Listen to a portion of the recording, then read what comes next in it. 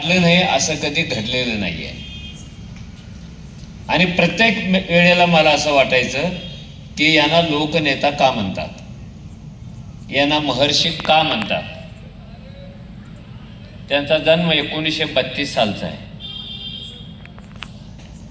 माणूस कुठे जन्माला येतो याला फारसं महत्त्व नसतं, तो कोणत्या परिस्थितीत जन्माला येतो याला महत्त्व असतं।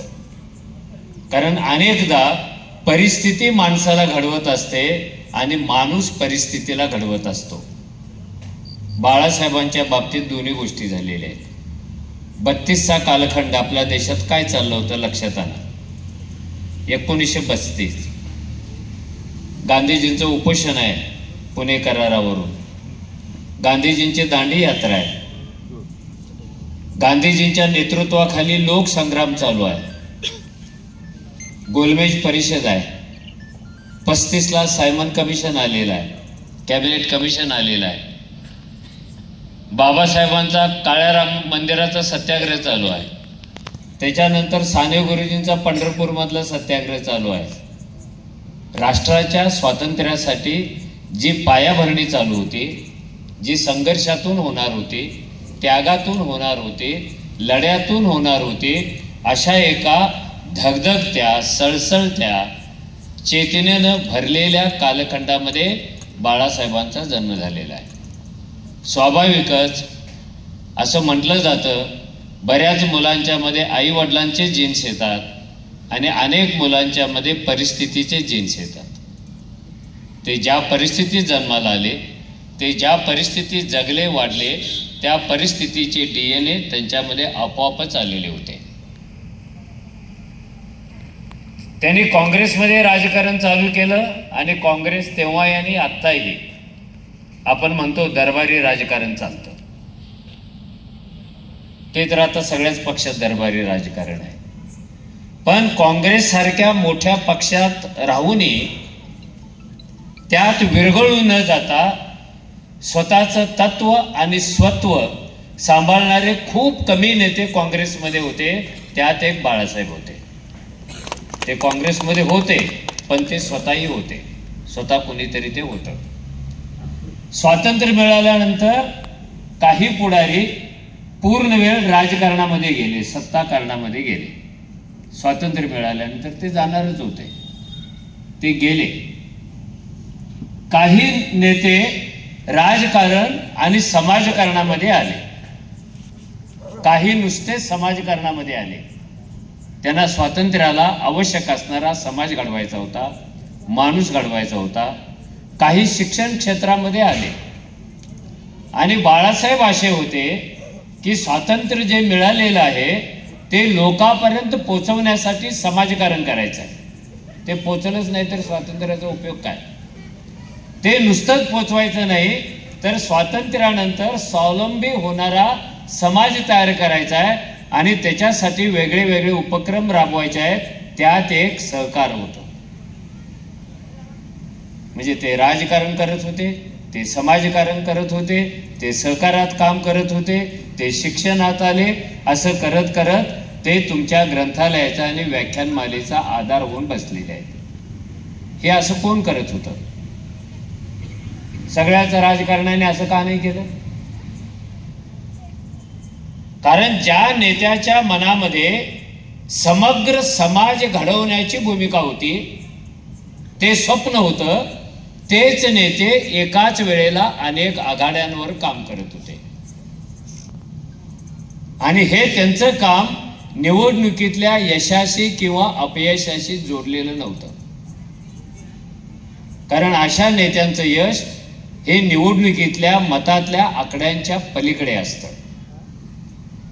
कारण यांचं ठरलं होतं की मी राजकारणात का आलेलो आहे। हे उत्तर तुम्ही अनेकांना विचारा, ते म्हणतात मी पॉवर स्टेशनमध्ये जाण्यासाठी आलेलो आहे। मग पॉवर स्टेशनमध्ये का जातो?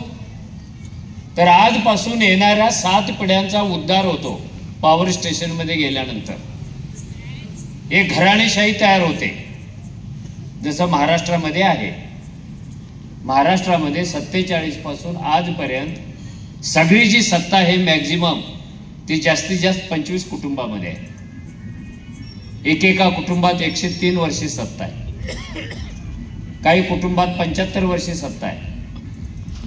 त्याच्यासाठी ते पॉवर स्टेशनमध्ये आले होते. आणि हे पॉवर स्टेशनमध्ये कशासाठी आले की स्वातंत्र्यानंतर एक नवीन समाज जन्माला येतोय, गुलामीतून मुक्त झालेला एक नागरिक जन्माला येतोय, अज्ञानातून ज्ञानाकडे जाऊ पाहणारा एक समाज येतोय. त्या समाजाच्या मागे आपण राहायला पाहिजे. म्हणून बाळासाहेब आयुष्यभर या समाजाच्या मागे राहिले. त्यांनी मतांच्या राजकारणाऐवजी समाजाचं राजकारण केलं. त्यांनी जर मतांचं राजकारण केलं असतं, पॉवर स्टेशनमध्ये जाण्याचंच राजकारण केलं असतं, तर तुम्हाला सर्वांना माहिती आहे की अनेक वेळेला मुख्यमंत्री पदाच्या रेसमध्ये सुद्धा हे नाव होतं. अडलं कुठे? जे माणूस स्वतःच्या तत्वावर आणि स्वतःत असलेल्या जीवनसत्वावर जगतात ते फारशा तडजोडी करत नाहीत. तडजोडी न करणारा आणि स्वतःच्या तत्वाबरोबरच जाणारा हा एक मोठा नेता मराठवाड्यामध्ये, आपल्या महाराष्ट्रामध्ये, आपल्या देशामध्ये जन्माला आला, याचा आपल्याला सर्वांनाच आनंद आहे. त्यांचं कर्तृत्व कसं टिकून ठेवायचं, त्यांनी कर्तृत्वातून टाकलेल्या पाऊलखुणा कशा जपून ठेवायच्या, त्या पाऊलखुणांची पूजा करून त्या जपायच्या आहेत की आपल्या विचाराने, आपल्या कर्तृत्वाने त्या पाऊलखुणांचा अधिक विस्तार करून त्या जपून ठेवायच्या आहेत. मला वाटतं त्यांच्या चिरंजीवाने, त्यांच्या कुटुंबियाने हा दुसरा मार्ग अवलंबलेला आहे. बरेच लोक जिवंतपणेच आपले पुतळे उभं करतात. अशा अनेक पुतळ्यांच्या उद्घाटनाला पण मी होतो, त्यांची नावं नाही सांगत. आणि मी असेही नेते पाहिले की आठवड्यातून एकदा आपणच आपल्या पुतळ्याला रिक्षात बसून हार घालायला जाणारे सुद्धा मी पाहिलेले आहेत. हे बाळासाहेब त्यातले नव्हते आणि त्यांचं कुटुंबीय सुद्धा त्यातलं नाहीये. त्यांचं स्मरण तेव्हाच होऊ शकतं जेव्हा त्यांनी मांडलेले विचार आपण वेगळ्या वेगळ्या फॉर्ममधून समाजापर्यंत पोचवतो, विचार पोचवतो, कर्तृत्व पोचवतो, इतिहास पोचवतो, त्यांचे संघर्ष आणि त्यांच्या लढाया पोचवतो.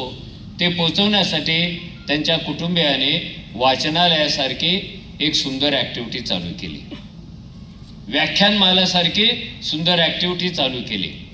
आपल्या आपल्या शिक्षण संस्थेला आधुनिकतेची जोड दिली.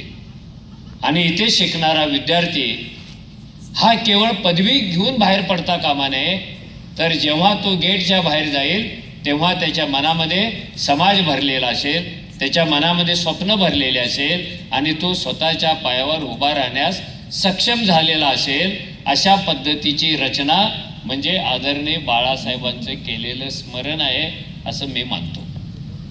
ते त्यांनी केलेलं आहे.